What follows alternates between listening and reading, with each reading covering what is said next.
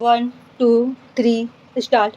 It is contended that the action of the state in not regularizing the employees was not fair within the framework of the rules of law.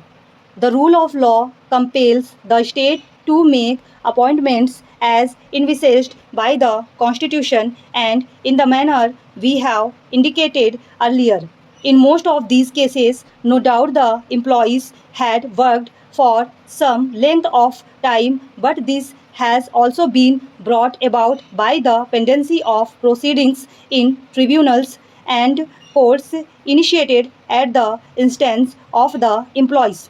Moreover, accepting an argument of this nature would mean that the state would be permitted to perpetuate an illegality in the matter of public employment, and that would be a negation of the constitutional scheme adopted by us. It is therefore not possible to accept the argument that there must be a direction to make permanent all the persons employed on daily wages when the court is approached for relief by way of a writ. The court has necessarily to ask itself whether the person before it had any legal right to be enforced. Considered in the light of the very clear constitutional scheme, it cannot be said that the employees have been able to establish a legal right to be made permanent, even though they have never been pointed in terms of the relevant rules or in adherence of Articles 14 and 16 of the Constitution. It is argued that in a country like India, where there is so much poverty and unemployment, and there is no equality of bargaining power, the action of the state in not making the employees permanent would be violative of Article 21st of the Constitution.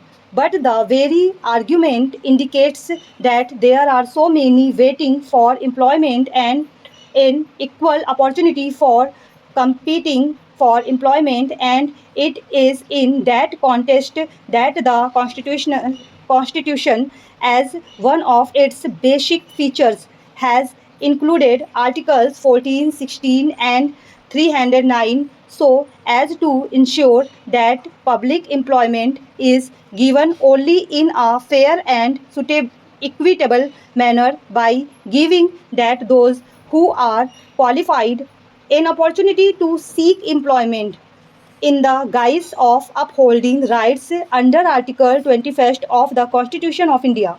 A set of persons cannot be preferred over a vast majority of people waiting for an opportunity to compete for state employment. The acceptance of the argument on behalf of the respondents would really negate the rights of the others conferred by Article 21st of the Constitution, assuming that we are in a position to hold that the right to employment is also a right coming within the purview of Article 21st of the Constitution. The argument that Article 23 of the Constitution is breached because the employment on daily wages amounts to forced labor cannot be accepted. After all, the employees accepted the employment at their own volition and with eyes open as to the nature of their employment. The governments also revised the minimum wages payable from time to time in the light of all relevant circumstances. Stop.